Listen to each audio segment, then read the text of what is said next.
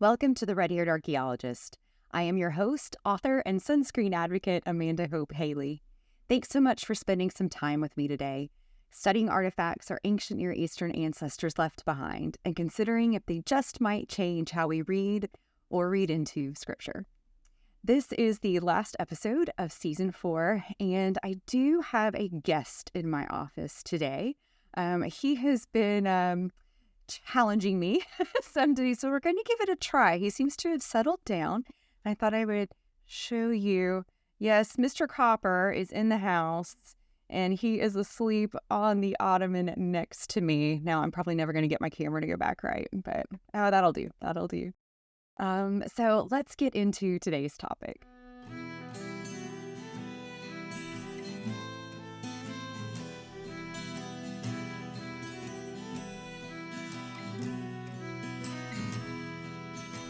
So at the end of last week's episode, Nebuchadnezzar II, who was the king of the Babylonian Empire, he had come in and he had conquered all of Judah and destroyed Jerusalem. The first temple that had been built there while King Solomon was on the throne, that had been reduced down to nothing, as were the city walls, as were the homes of the people who lived in the area, all the administrative buildings, all that kind of stuff. Everything had been knocked flat by Nebuchadnezzar.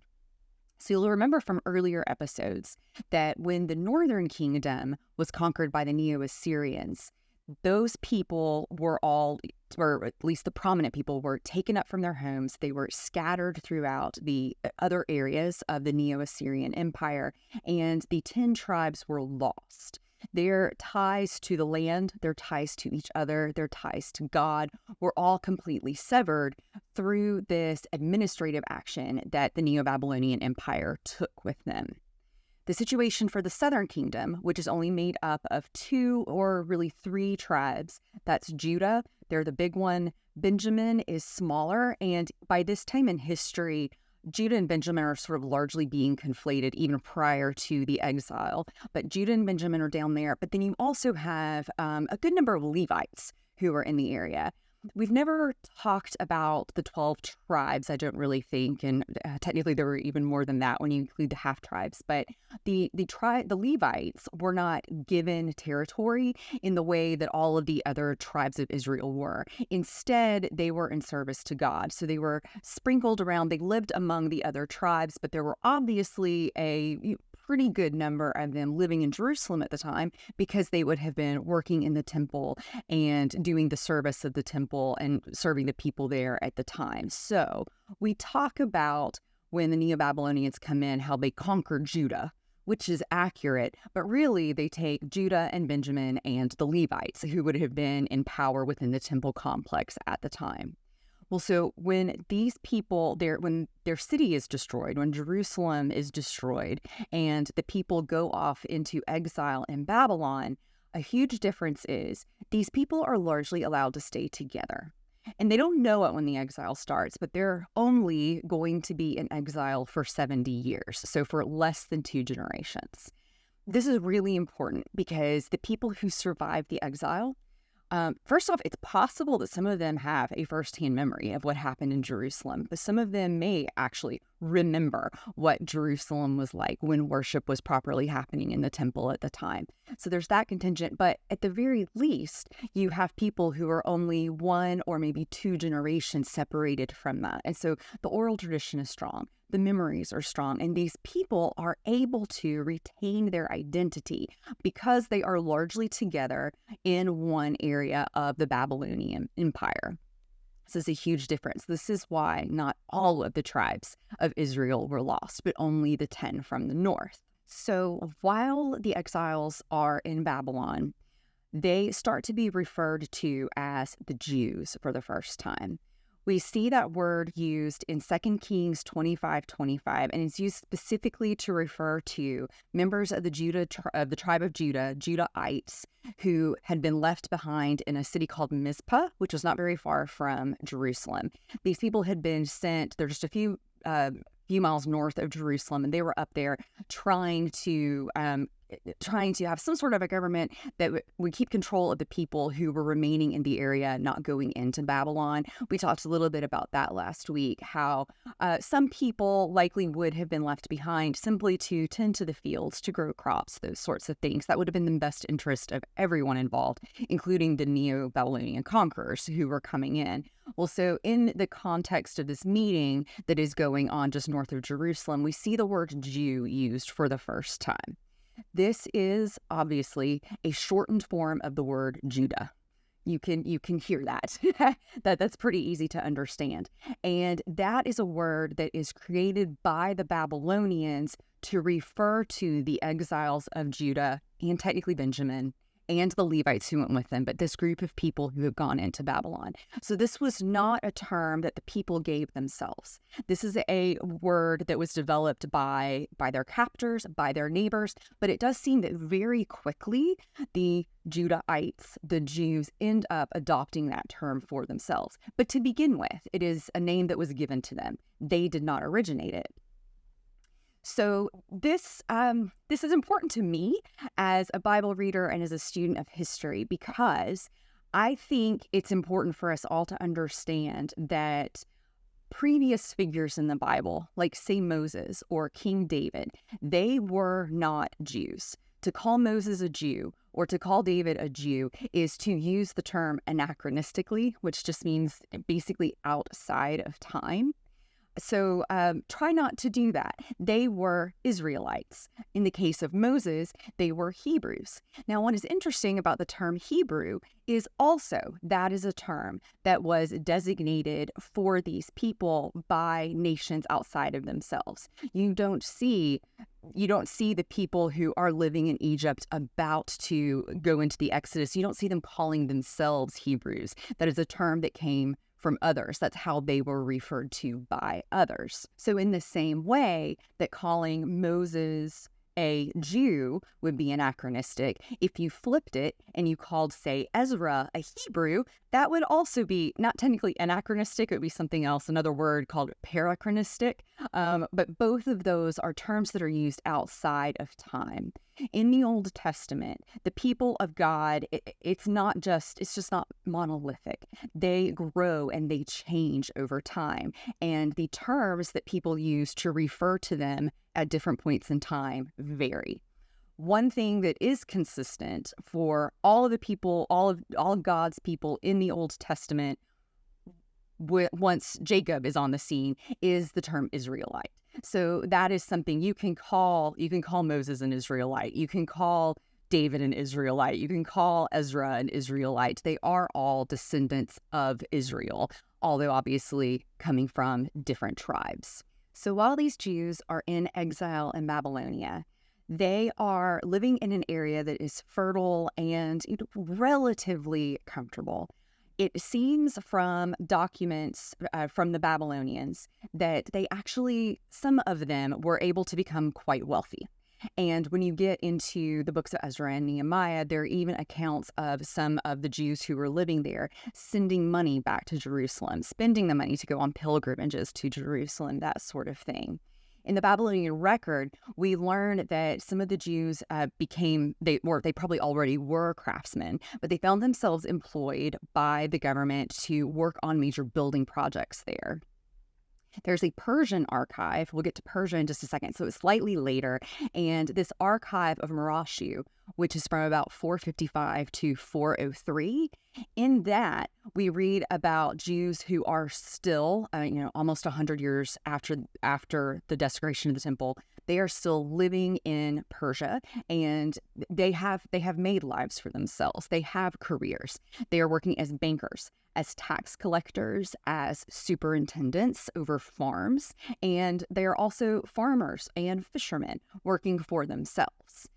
The document states, and then a later description by Josephus agrees that a lot of these people were doing so well that they actually chose not to return to Jerusalem after the exile. They continued living their lives in the area of Babylon. Now, I don't think anyone would ever say that the exile was anything but traumatizing. Obviously, it was. These people were ripped away from their homeland, from their loved ones, from everything that they had ever known, and forced into a place where they were going to have to start again from nothing in a culture that was completely anathema to everything that they had ever been taught or ever experienced.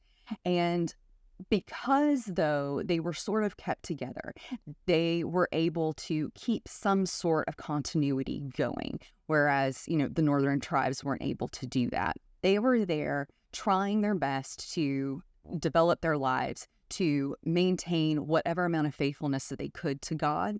Obviously, they were not going to be able to be in right worship with him. Right worship with God at that point requires sacrifices in the temple, and the temple was simply gone then. But they were there trying to keep up their traditions, continue to follow their calendar, and continuing worshiping God in the best way that they possibly could. Now, the book of 2 Kings ends with King Jehoiakim sitting in Babylon and living a pretty comfortable life. It's said that he eats at the king's table and that he's been given some sort of a pension that he is able to live on. If you remember, he was deposed and replaced by Zedekiah. Zedekiah, on the other hand, was forced to watch the murder of his sons, had his own eyes gouged out, and was taken to Babylon in chains. And so the final king of Israel had a truly gruesome fate, whereas Jehoiakim seems to be managing while he's in Babylon. That's where Kings just cuts off. Chronicles takes us in a slightly different direction. We get more details. It goes just a little bit farther into history. So there, we see Chronicles spending less time and with a lot less detail talking about exactly how Nebuchadnezzar came in and conquered everything. All of the gory details are in Kings. They are not in Chronicles. It then skips over the fall of the Neo-Babylonian Empire to the Persian Empire and goes straight instead to Cyrus the Great's proclamation. And at the very end of 2 Chronicles, you read that Cyrus has said that he will rebuild the temple and that all the Jews are to return to it. And it's quite a proclamation. And then we find it, if you just turn the page, if you're using a Protestant Bible, if you just turn the page to Ezra, the next book that's there, you see that proclamation picked up again with a couple of more lines added onto it. So I think there's two really good questions that we can ask here. The first is, why do Kings and Chronicles end so differently? And the other is, why does Ezra almost seem to maybe copy the end of 2 Chronicles? What does that tell us maybe about him? Well, in the Protestant tradition, the book of Chronicles immediately follows the book of Kings in our Bibles. I grew up being told that Chronicles was part of the historical Bibles, part of the historical books in the Bible. We talked about the grand divisions of the Bible, and Chronicles would be grouped in with Ruth and Samuel and Kings and others like that. Then I'm also told as a child that all Chronicles is a retelling of Samuel and Kings. And also, I was occasionally told, and this is totally incorrect, that Chronicles is what is being referenced in Kings and all of those places where you get those ancient footnotes that if you want more details about the story, go to the Chronicles of the Kings of Israel or the Chronicles of the Kings of Judah. I definitely was taught as a kid by some teachers that the book of Chronicles is what is being referred to there. That is absolutely inaccurate.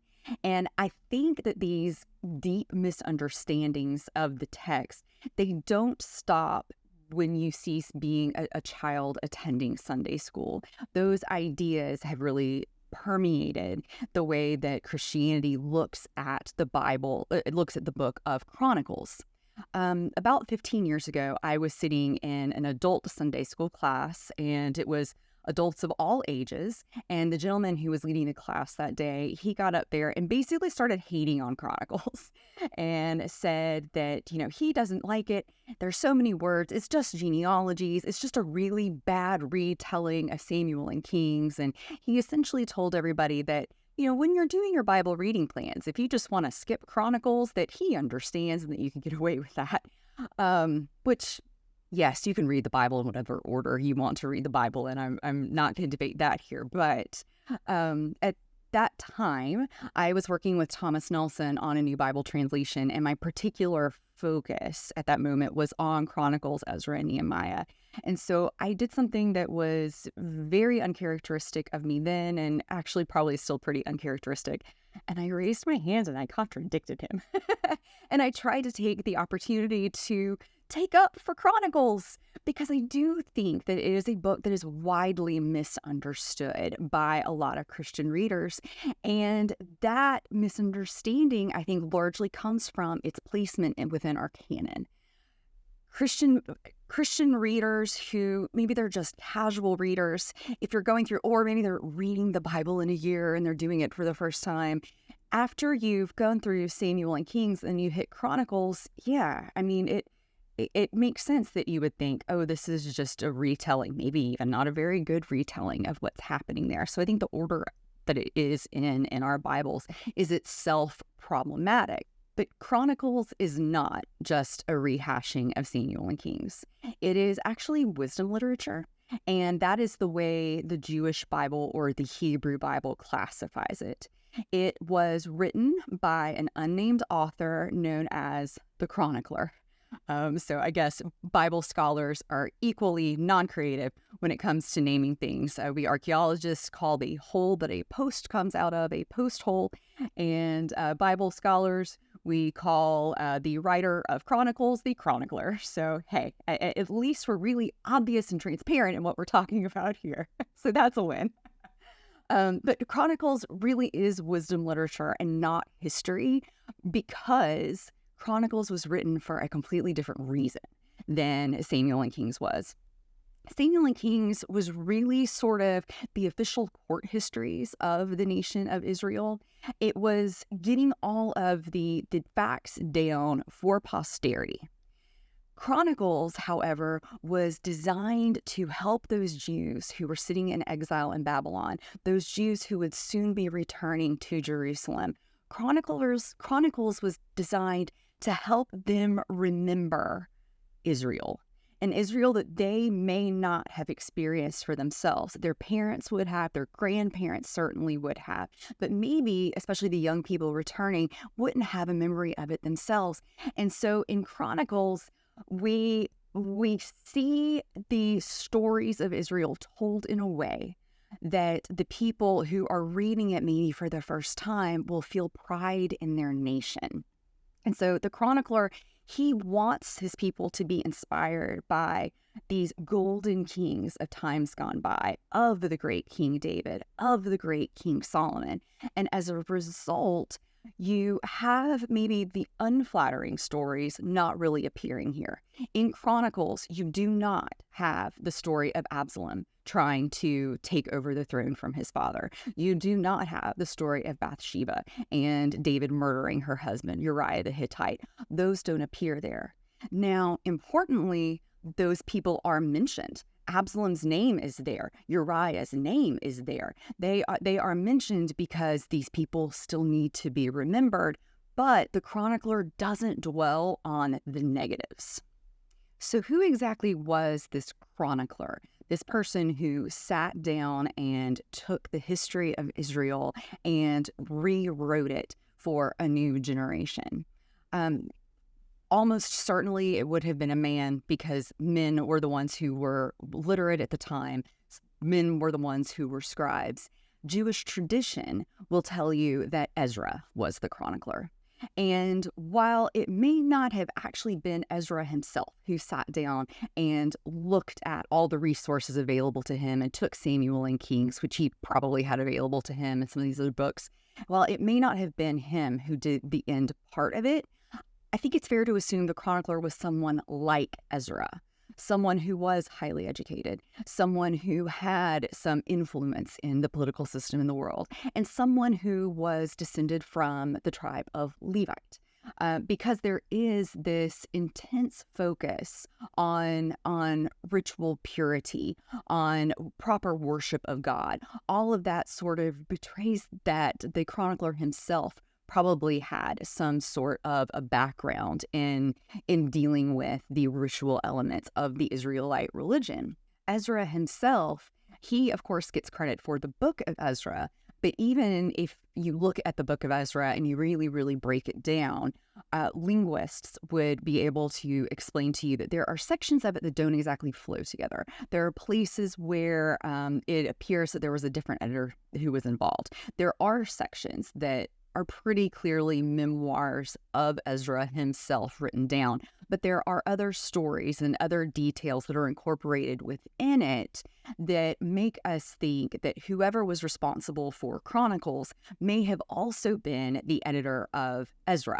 And so that could be why you have this overlap at the end of Chronicles going into the first part of Ezra that has Cyrus's proclamation. If you take the books together, that proclamation is sort of a centerpiece, a center point to all of this. That proclamation was very, very important to the future of the Jews. And we'll talk more about the history of that in just a second. So all of that is to say that Chronicles is not a historical book as we Protestant kids were taught. It was actually wisdom literature as the Jews consider it.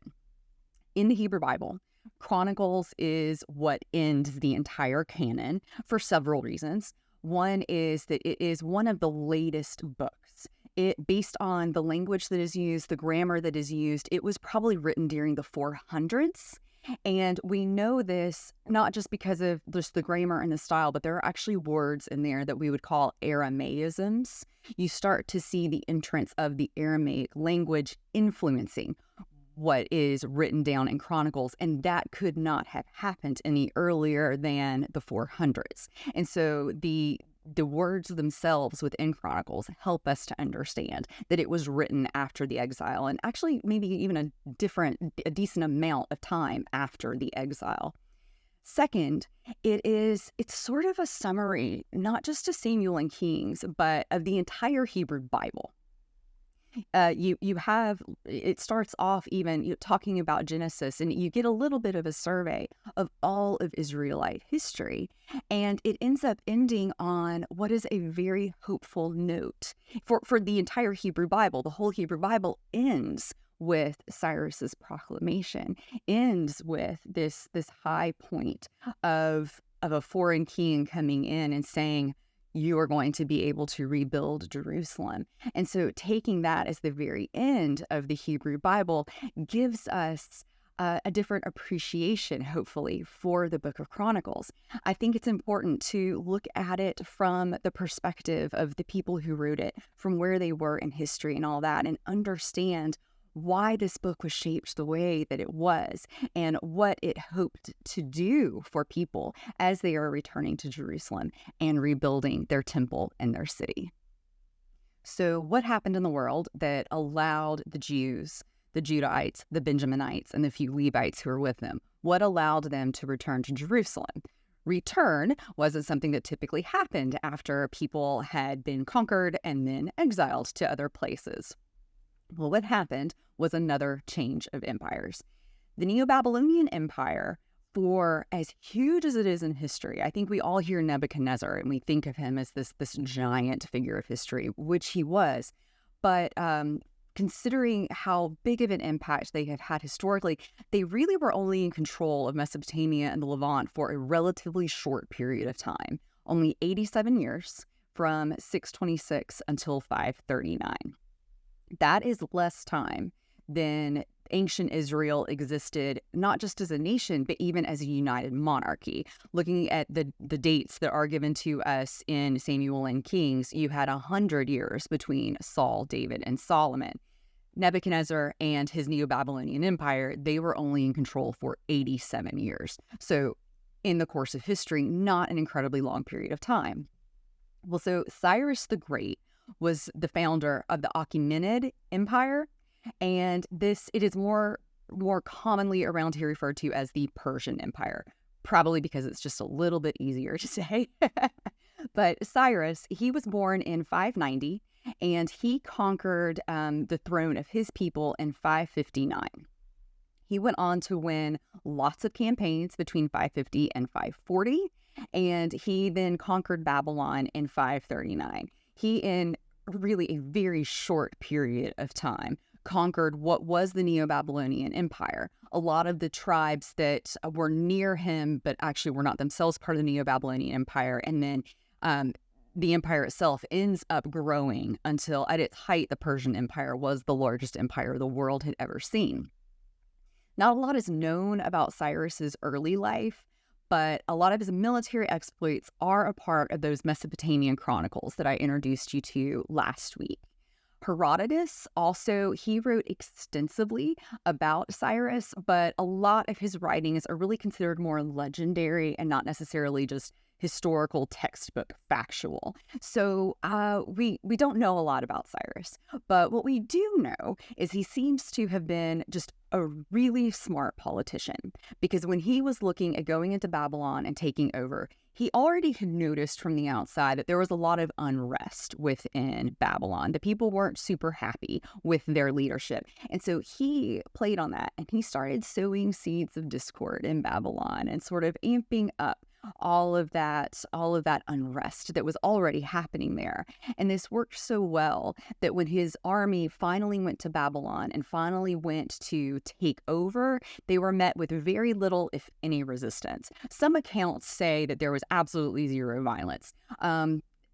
We don't know. We can't know that for sure, but it was not a prolonged war. There was not a giant siege or anything like that. The people pretty quickly laid down their weapons and said, okay, yes, come on in. We're happy to have you as our new leader, as opposed to Nabonidus, who would have been the Neo-Babylonian king at the time. So once he comes in and he takes over, it's my opinion that the people may have been pretty shocked at this decree. At Cyrus's attitude toward the way that he was going to rule people. Or maybe they had already heard from others that Cyrus may be sort of a good thing for their people. He enters into Babylon and he goes to the statue of their god Marduk, and he takes the hands of that god and he declares that from that point forward, he, as the emperor, was going to respect the traditions and the beliefs of all of the people that he conquered. He had no interest in going in and destroying everything and dispersing people the way the Neo-Assyrians had, the way the Neo-Babylonians had. And this attitude that he first expressed to the Babylonians themselves, he then extends to the Jews. And that is what we see in 2 Chronicles 36:23, and then again in Ezra 1:2-4. There he states to the Jews that it is his belief that God put him over all of the nations, and that God then instructed him, Cyrus, to get the temple rebuilt in Jerusalem and allow the Jews to return to Judah if they wished to do that thing.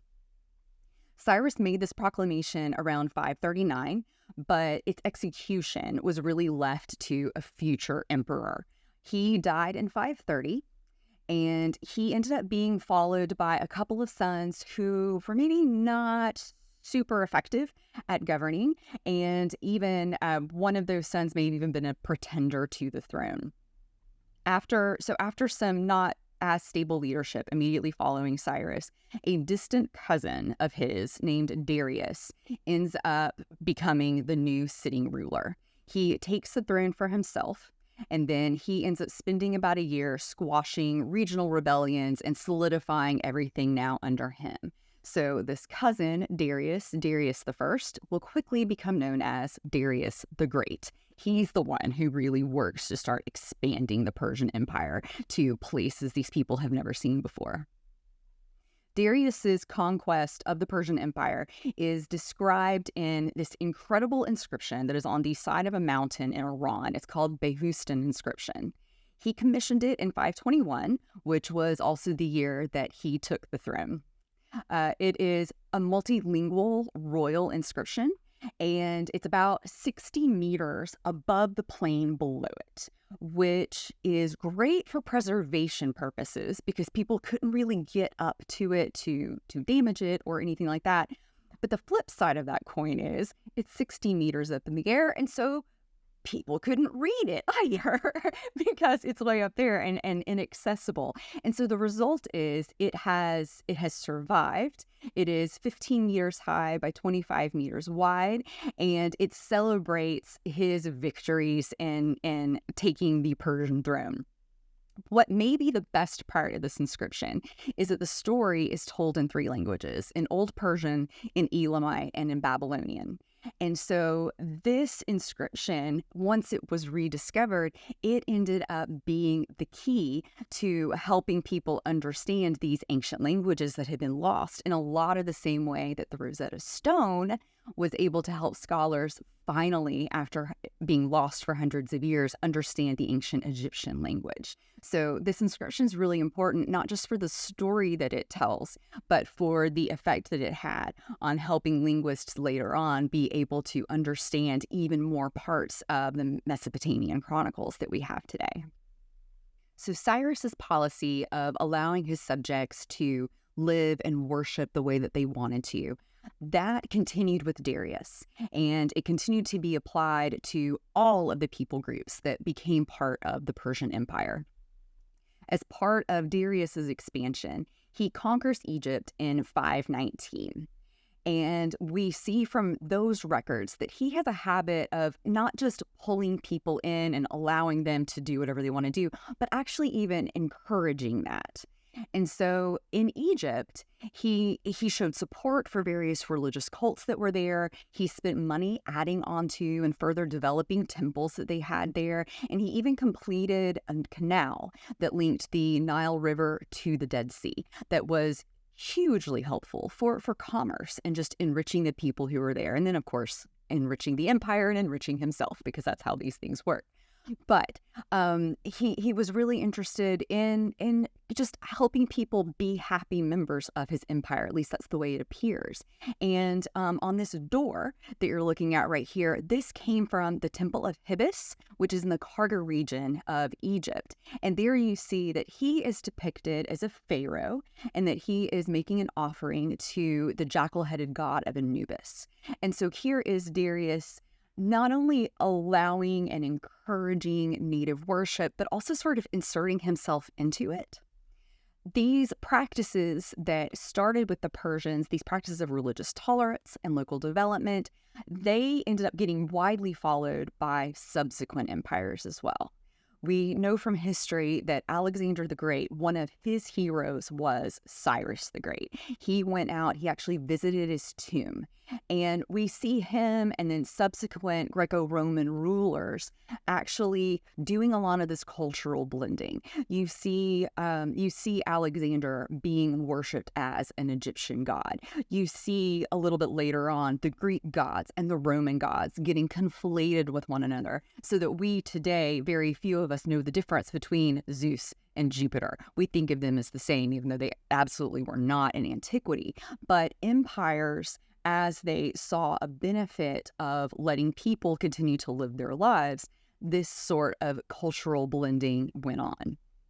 Well, from 586 on, the descendants of Judah and Benjamin and those Levites who were there to help serve in this new temple that they were building, they would forever be rebuilding Judea, because what they built would become known as Judea within the Roman Empire.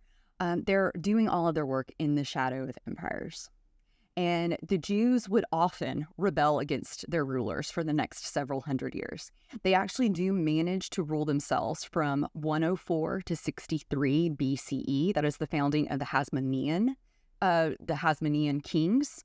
But they never again, after 586, had the opportunity to build in Israel that pure, perfect theocracy that God wanted for his people. Never again will Israel or Judea have a descendant of David on the throne at the same time that God's glory is present inside the temple.